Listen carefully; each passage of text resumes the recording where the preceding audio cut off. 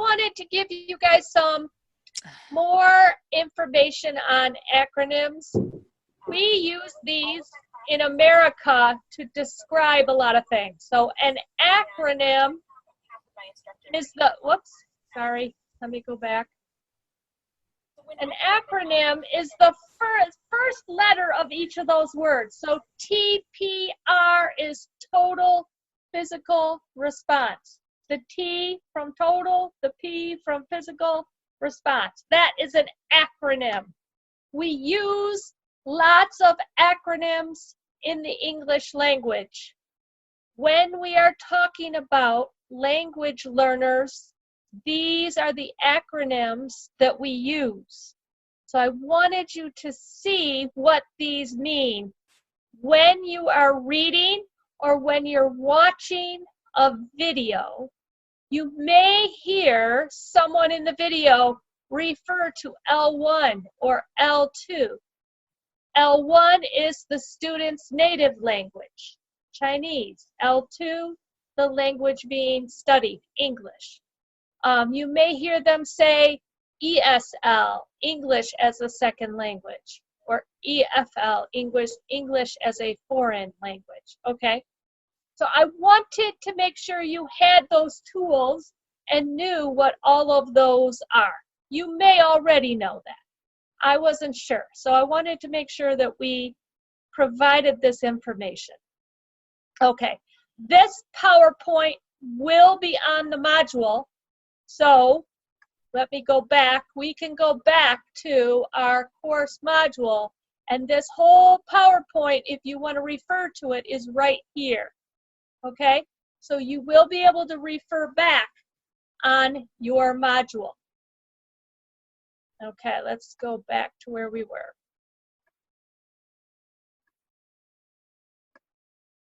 Okay, let's review what we talked about. Remember, comprehension is the key. Without it, the student cannot decode. They may be able to repeat. They may be able to say cat, hat, bat, but if they don't know that cat is a cat, it won't matter. They need to decode the words they are saying, okay? So we need to make sure that they understand the word, which is why we do the TPR.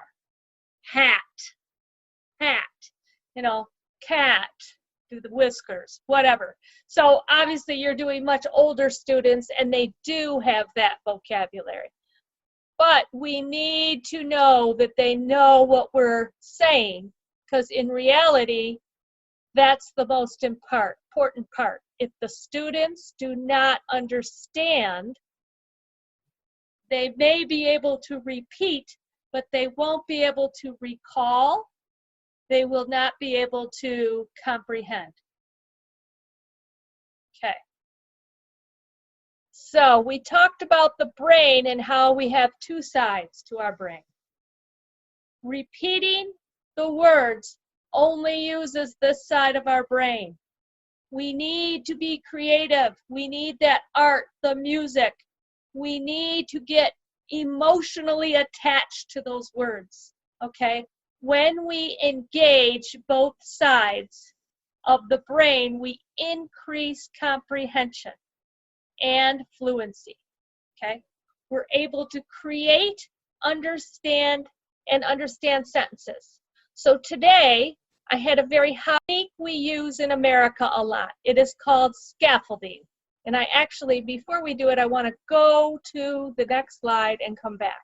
So scaffolding is, we all have what we can do in the center. What you know that student can do. Okay, let me get my board. What you know that student can do is right here. Okay? What they can do with your help is here. And what they can't do and would be very frustrated is in the blue, okay? So the green, what I can do, I already know that. I'm bored. That's what the student says in the green. In the purple, they are challenged. But in that blue, they are frustrated and they don't understand, okay? So it's a very fine line. We want to make sure we have them engaged and have them in that purple. Let's look at scaffolding and how we do that. Make sure, tell me if you can hear. Funding for Common Core hear? State Yes? Standards and ELLs is hear? provided by the American Federation of Teachers Innovation Fund. Can everyone hear? Yes?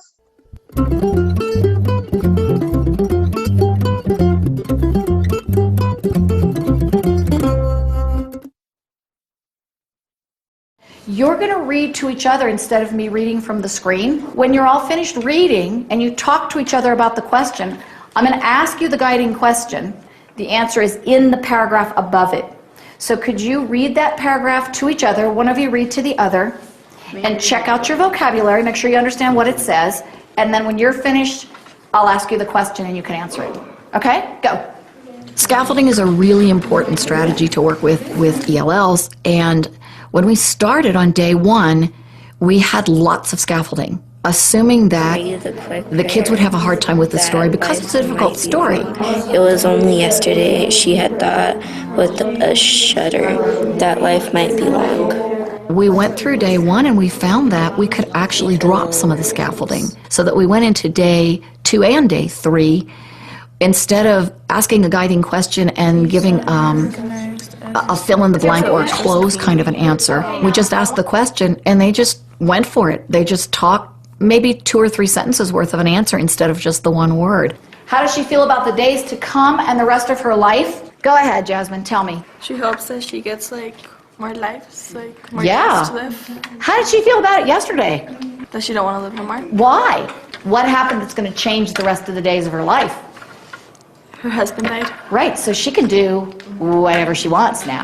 I knew that I had a little bit more advanced English proficiency than we started with on day one, but we needed to see it and we needed to make sure the students were comfortable with saying things. So I think it was a good idea we did the complete scaffolding the first day, but we certainly did not need it the second and third days, and worked out really well. Okay, so what she was trying to explain is how this process. The teacher does it, the students watch. We do it as a class, and then the student does it independently, okay? So I do it, I would model what I was doing, and then we would do it as a whole class. I would continue to model with the students' involvement.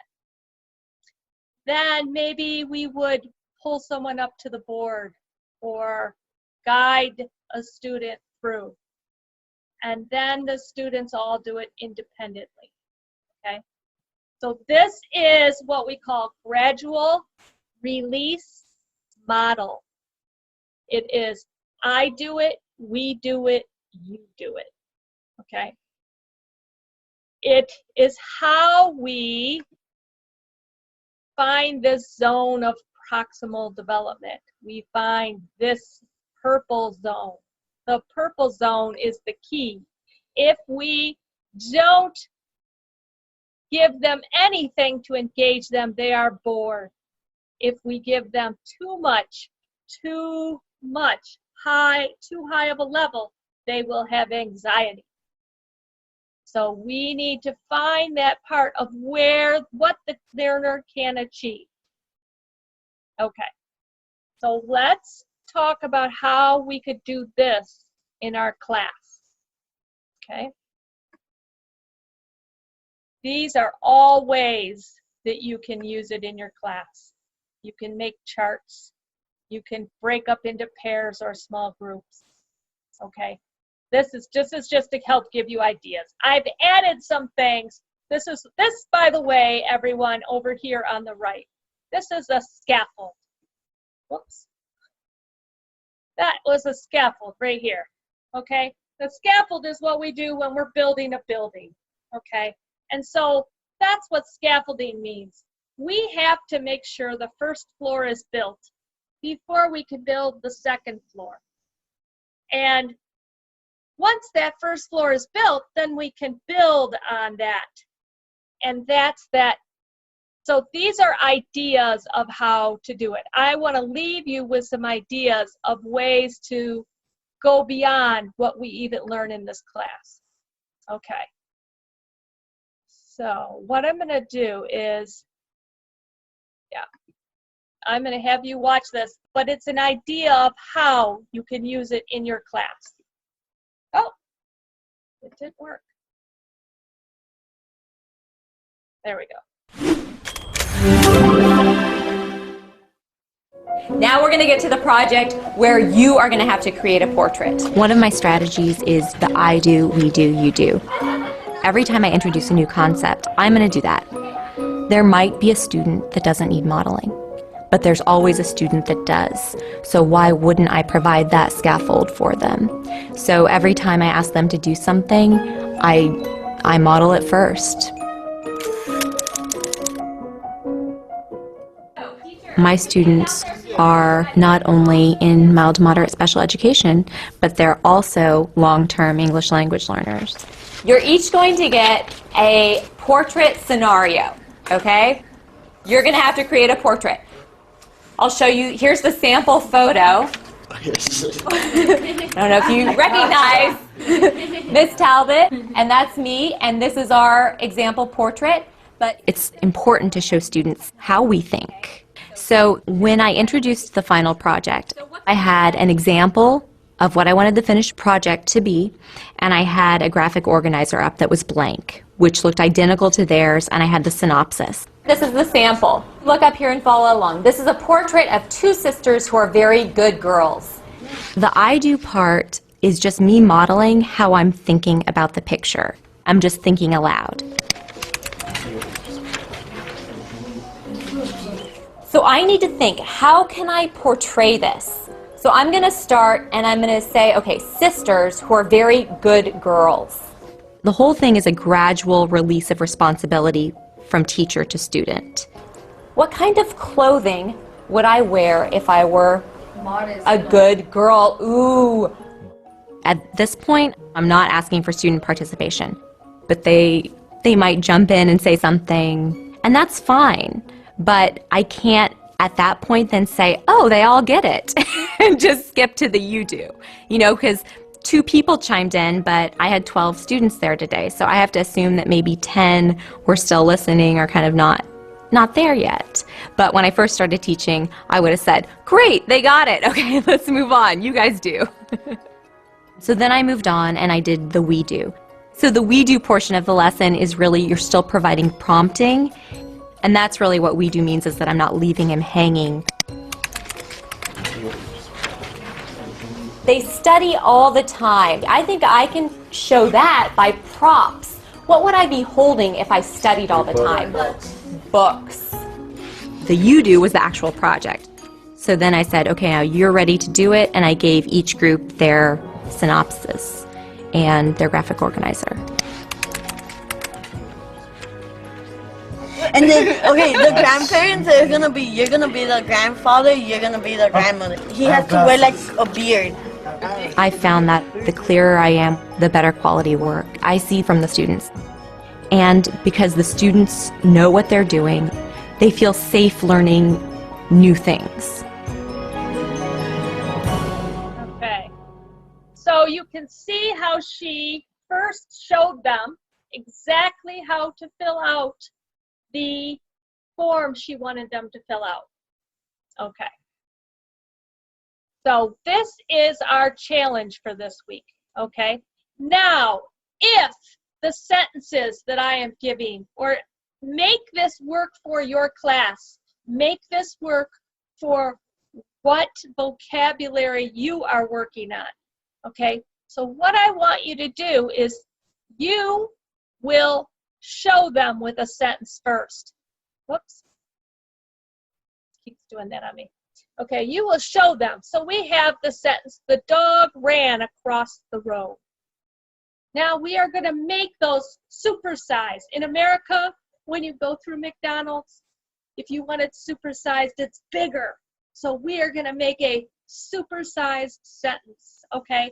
So we are going to help them with adding adjectives and adverbs. And you are going to do that by modeling how you can increase the information in that, in the sentence that you gave. So you start with this, then you make it bigger, and then so show them, model a sentence, you creating a sentence. Then, as a class, have them help you make another sentence. They will have two models, to the one you have done and the one the whole class has done, before they have to do it themselves. Okay? So this is one way to help them learn how to make those compound sentences, those longer sentences. Okay? So this is one of the ways to do this. Okay. Now, I have two slides here. These other two slides are to help you with the kinds of sentences when you're teaching. So when I am teaching a high schooler, I always go over these things. Simple sentence you start with, then I get them to either join a compound sentence, which is two clauses that could be on their own. So two sentences make a compound sentence. Or you can have a complex sentence with a full sentence that has a clause that could not stand on its own put together, or compound complex. So I explain these. If your students do not have number 4 in their abilities yet, do not make them do that. I am not expecting that. This is just to help you figure out where they're at and how big they can make it. Okay, and this is a way to help them figure out ways they can add. Okay, I find that giving this kind of information gives the student ideas of how to supersize a sentence by adding a time, when or where or what, okay, why. That helps them increase the size. It gives them ideas when they think of those 5 W's, as we call them: who, what, where, when, why. There's actually, our second challenge is a pre-writing assignment, okay? So you do not have to do both. Pick one of these to do. Now, how would we do pre-writing for a persuasive or opinion paper? I do not know if your students are ready for this. The student that I had today, who was probably at the top of his class, these are some of the words that he had, okay? I had him picking out what the claim was and what the evidence was in little paragraphs that we read, okay? So I had to make sure he understood what claim and evidence were. Whoops. Claim and evidence were. So this is why I put vocabulary to teach, because you may want to pick from these and teach some of these. They may not know what a dilemma is, okay? So you could get them to add to their vocabulary as they work on a persuasive or opinion paper. At colleges, usually the college tests or the first English paper they do in college will be a persuasive or opinion paper. So it's good to get them prepared for this. Okay, so here is a way you can do that. Hold up sentence strips or cards with a statement like, children should not be able to eat sugary breakfast cereals. Then you are going to put on one side of the classroom, agree. On the other side of the classroom, disagree. Okay? If they agree that you shouldn't be allowed to eat the unhealthy, sugary cereal or food, they will go on the agree side. If they don't, it is disagree. If You are using vocabulary. Tell them they have a dilemma. They have to decide which side to go on. Okay?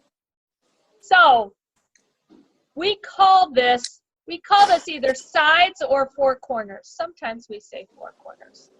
Okay? This gives very detailed explanation on how to do this. Okay? I am going to have this woman explain it a little bit more. Oh, hold on.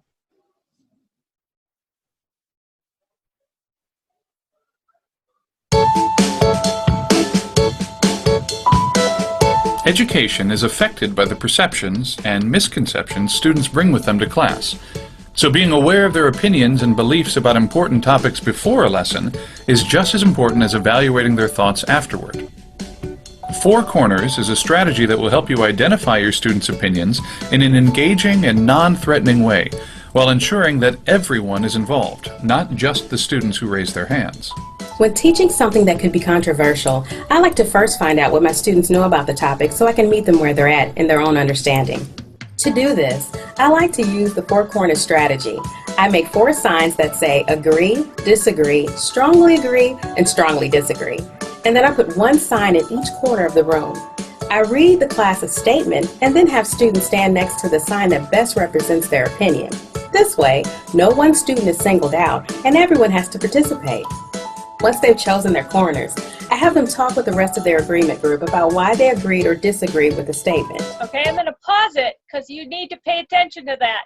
When they go to the corner that says agree or disagree, they need to tell you why, or tell the other students why they agree or why they disagree, okay? So they are speaking and trying to form sentences that way too, about their opinion. Then groups share their reasons with the rest of the class, so everyone can understand how different points of view formed. After this discussion, I'll sometimes let students switch corners to see if their opinions change. By using four corners after a lesson, you can also evaluate what your students learned and how their perceptions changed after the new information was introduced. When I have students choose corners again after a lesson, I've found that sometimes students will change corners, but the ones who stick with their original answers have a deeper understanding of their position now and a greater insight into other students' opinion. It's great to listen to their new reasoning too, since it's usually so different from the reasons they gave in the first four corners activity. Doing it this way, I get to learn a lot about how my teaching affected their opinions and about them as individuals. It really helps me to know where they're coming from, both in the lesson and in the future. If you liked this strategy, check. Okay, so one of the things that I do is when they are in these two areas, they will talk amongst each group. They will pick one person to try and persuade the other side to get more on their side, okay? So they will all talk amongst them.